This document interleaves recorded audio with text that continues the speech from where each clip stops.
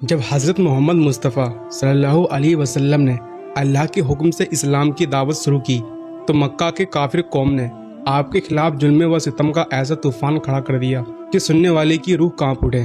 آپ صلی اللہ علیہ وسلم پر ایسے ایسے اتیاچار ڈھائے گئے کہ اگر کوئی انسان ذرا بھی سوچ لے تو اس کی آنکھوں سے آنسو بہہ نکلے۔ تو آئیے پورے واقعات کو تفصیل سے جانتے ہیں۔ مکہ کے کفار خاص کر کے قبیلہ بنو ہاشم سے لڑائی چھڑ جانے اور غارت گری کا خوف ہونے کی وجہ سے دشمن آپ کو سیدھے طور پر جان سے نہیں مار سکتے تھے، لیکن انہوں نے تکلیفوں اور ظلم کا پہاڑ توڑنا شروع کر دیا۔ سب سے پہلے انہوں نے افواہیں پھیلانی شروع کی۔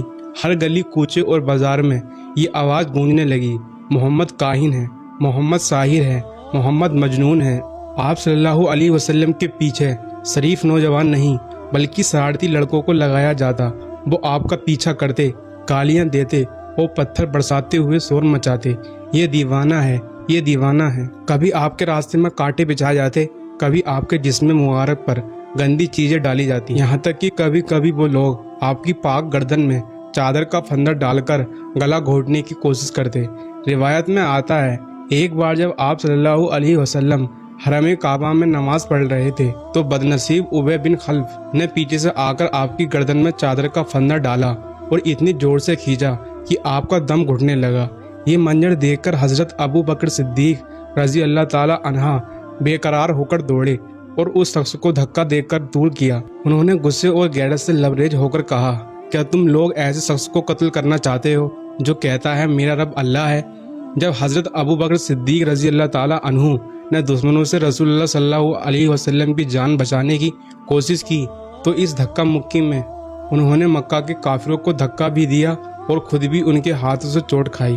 کفار رسول اللہ صلی اللہ علیہ وسلم کے معجزات اور روحانی تاثیر دیکھ کر حیران رہ جاتے، مگر ایمان لانے کی بجائے وہ ضد پر اڑے رہتے اور آپ کو سب سے بڑا جادوگر کہہ کر طعنہ دیتے۔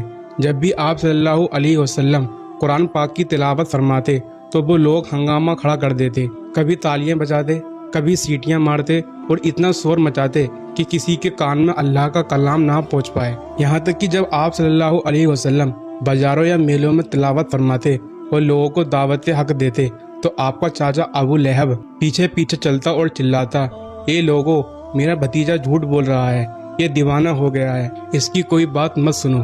ایک مرتبہ آپ صلی اللہ علیہ وسلم مکہ کے ایک بازار میں تشریف لے گئے اور لوگوں کو کلمہ حق کی دعوت دی۔ اسی وقت ابو جہل دھول اڑا کر کہنے لگا، لوگوں اس کے دھوکے میں مت آنا، یہ چاہتا ہے کہ تم اپنے بت لات اور عزا کی عبادت چھوڑ دو۔ لات اور عزا مکہ کے لوگوں کے مشہور بت تھے۔ پھر ایک اور موقع پر جب آپ صلی اللہ علیہ وسلم حرم کعبہ میں نماز ادا کر رہے تھے، ابو جہل نے اہنکار بھری آواز میں کہا، کوئی ہے جو اونٹ کی اوجری لا کر محمد صلی اللہ علیہ وسلم کے سجدے کی حالت میں ان کے کندھوں پر ڈال دے؟ اس کی بات سن کر بدوقت ابی بن خلف اٹھا اور جا کر ایک اونٹ کی گندی اوجری اٹھائی، پھر اس ناپاک چیز کو لا کر رسول اللہ صلی اللہ علیہ وسلم کی پوتر پیٹھ پر رکھ دیا، جبکہ آپ صلی اللہ علیہ وسلم سجدے میں تھے اور ان کے پوتر جسم مبارک پر اونٹ کی گندی اوجری پڑی رہی۔ مکہ کے کافر اس ناپاک حرکت پر کہہ لگا کر اتنا ہنسے کہ ہنستے ہنستے ایک دوسرے پر گرنے لگے۔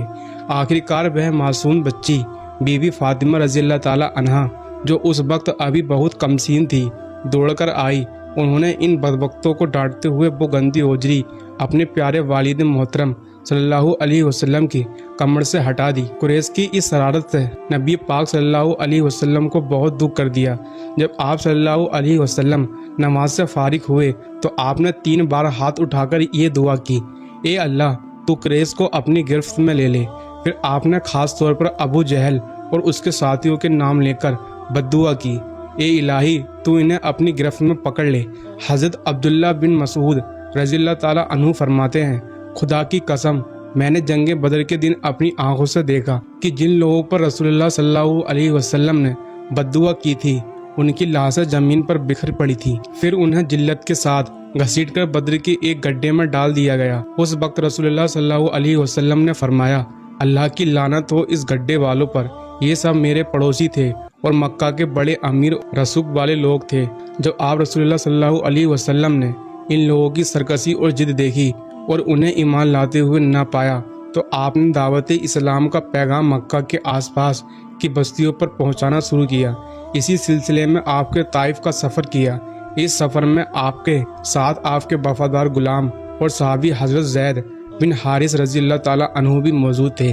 طائف اس زمانے میں دولت مند لوگوں کا علاقہ تھا۔ وہاں کے مشہور امیروں میں عمرو کے 3 بھائی بہت رسوخ والے تھے۔ رسول اللہ صلی اللہ علیہ وسلم نے ان کے پاس تشریف لے گئے اور انہیں اللہ کی طرف دعوت دی۔ رسول اللہ صلی اللہ علیہ وسلم نے طائف کے 3 امیر بھائیوں کو جب اسلام کی دعوت دی تو انہوں نے نہ صرف اسلام قبول کرنے سے انکار کر دیا بلکہ انتہائی بےہودگی اور گستاخی سے جواب دیا۔ اتنا ہی نہیں، ان بد نصیبوں نے طائف کے شرارتی لفنگوں کو بھڑکایا کہ وہ نبی پاک صلی اللہ علیہ وسلم کے ساتھ بدسلوکی کریں۔ پھر کیا تھا، گنڈوں کا ہجوم چاروں طرف سے ٹوٹ پڑا۔ انہوں نے آپ صلی اللہ علیہ وسلم پر پتھر کی بارش شروع کر دی۔ آپ کے مقدس پاؤں لہو لہان ہو گئے، یہاں تک کہ آپ کے نالین شریف اور موجے سے خون بہنے لگا۔ جب آپ صلی اللہ علیہ وسلم زخموں سے چور ہو کر تھک جاتے اور بیٹھ جاتے تو یہ ظالم بے رحمی سے آپ کا ہاتھ پکڑ کر اٹھاتے اور پھر پتھر سے مارتے، ساتھ ہی تانے کستے، گالیاں دیتے اور تالیاں بجا بجا کر مذاق اڑاتے۔ حضرت زید بن حارث رضی اللہ تعالیٰ عنہ دوڑ دوڑ کر آپ کے آگے آ کر پتھروں کو اپنے جسم پر لیتے اور آپ کو بچاتے رہے، یہاں تک کہ ان کا پورا جسم بھی زخموں سے بھر گیا اور وہ بھی خون میں نہا گئے۔ آخری کار آپ صلی اللہ علیہ وسلم نے ایک باغ میں شرن لی۔ یہ باغ مکہ کے 2 بڑے کافر بھائیوں کا تھا۔ انہوں نے اپنے نصرانی غلام کے ذریعے آپ کے لیے انگور بھیجے۔ جب آپ نے بسم اللہ کہہ کر انگور اٹھائے تو وہ نصرانی غلام حیرت سے کہہ اٹھا، اس علاقے کے لوگ تو یہ کلمہ زبان پر نہیں لاتے۔ رسول اللہ صلی اللہ علیہ وسلم نے ان سے پوچھا، تمہارا وطن کہاں ہے؟ اس نے جواب دیا، میں نینوا شہر کا رہنے والا ہوں۔ آپ صلی اللہ علیہ وسلم نے فرمایا، وہ تو حضرت یونس علیہ السلام کا شہر ہے، وہ بھی میری طرح اللہ کے نبی تھے۔ یہ سنتے ہی وہ غلام کانپ اٹھا، آپ کے ہاتھ پاؤں چومنے لگا، وہ فوراً ایمان لے آیا۔ اسی سفر میں جب آپ صلی اللہ علیہ وسلم مقام نخلا میں تہجد کی نماز ادا کر رہے تھے اور قرآن کی تلاوت فرما رہے تھے تو نصیبین قبیلے کے جنوں کی ایک جماعت حاضر ہوئی۔ انہوں نے اللہ کا کلام سنا اور وہیں ایمان لے آئے۔ پھر یہ جن اپنی قوم میں لوٹ کر گئے اور انہیں بھی دعوت اسلام دی۔ نتیجہ یہ ہوا کہ جماعت در جماعت جن حاضر ہو کر اسلام قبول کرنے لگے۔